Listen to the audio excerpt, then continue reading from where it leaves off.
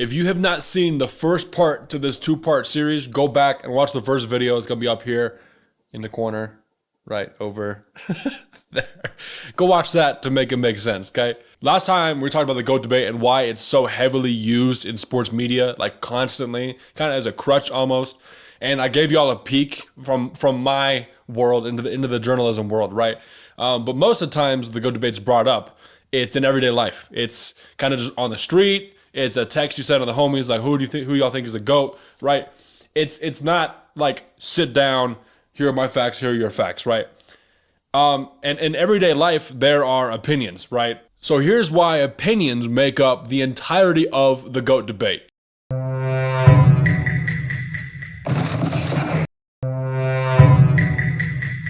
There are over 4,000 players who played in the NBA, and technically anybody with their opinions could pick a certain guy. I'm going to pick Rolf Shays from the 1960s, and he's my GOAT. Anybody could pick whoever they want, but generally in society, there's like 10 to maybe 12 to 15 guys that everybody picks to have in their top 10. That's why we always have top 5s. We always have top 10s. So we have all these lists. Everyone has their different things. It's because there's so many different opinions, right? Every single time we talk about these lists, everybody's looks different. There's not a very set list of like, oh, these guys need to be here, these guys need to be here, these guys need to be here, right?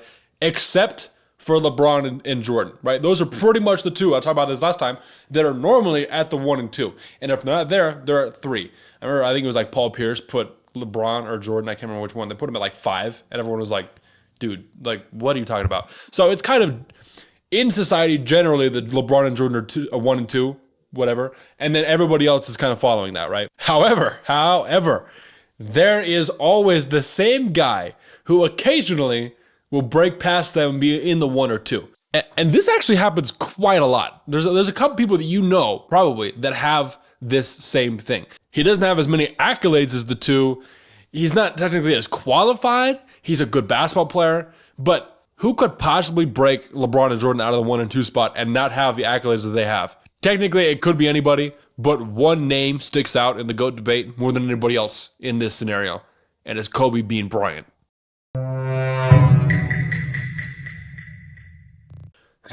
So, Kobe.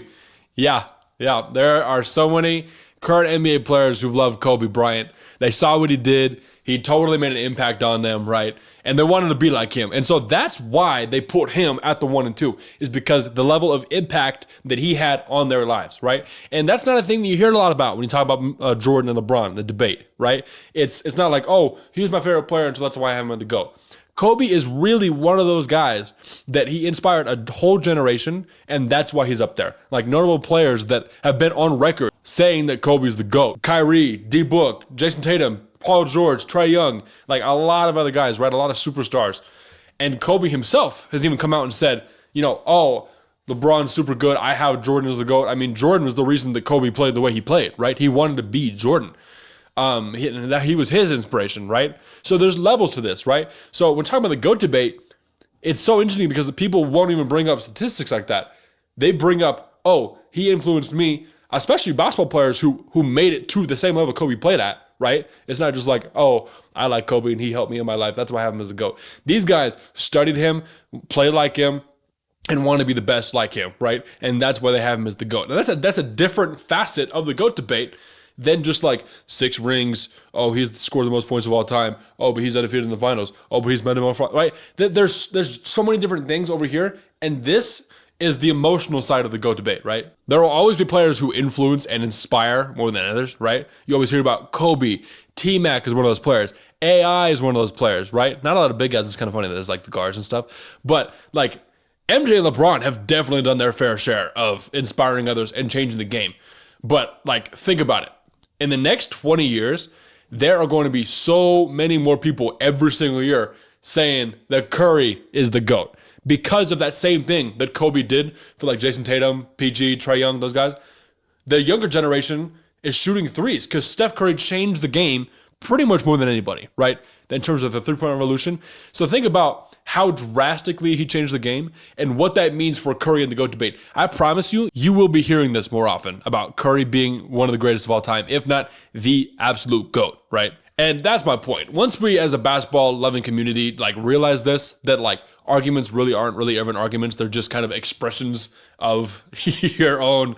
That sounds like really like emotional, but like, no, it's like, it's like why you think the player is the GOAT. Like why is that, right?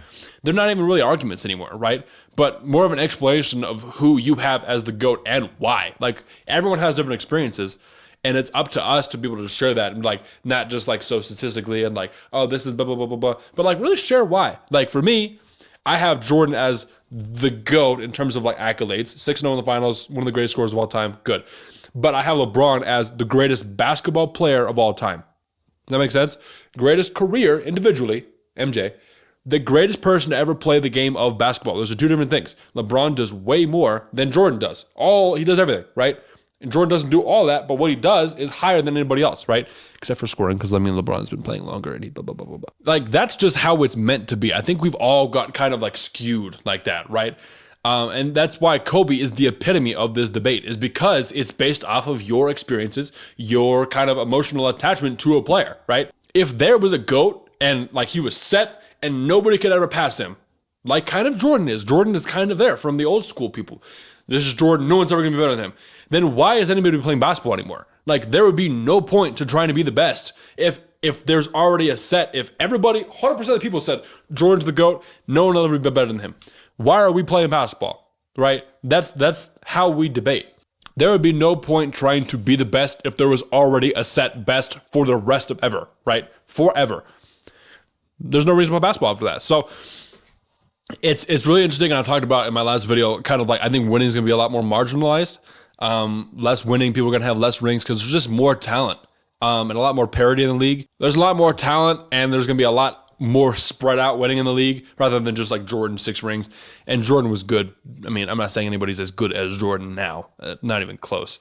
But in terms of young guys that are playing, but I mean, maybe we'll see that. I don't know. It's going to be really interesting. Once again, I said, like Curry, he's going to be in the GOAT debate. I mean, he's already being talked about as the greatest point guard of all time. I don't think he's there yet because I think Magic is, 5 titles. Look what he did his rookie year. Look what he did the rest of his year. And his career was cut short. How many more rings does he have if he's healthy and doesn't have HIV, right? So there's a lot of things with that. I don't have to get into that right now. But you see what I'm saying?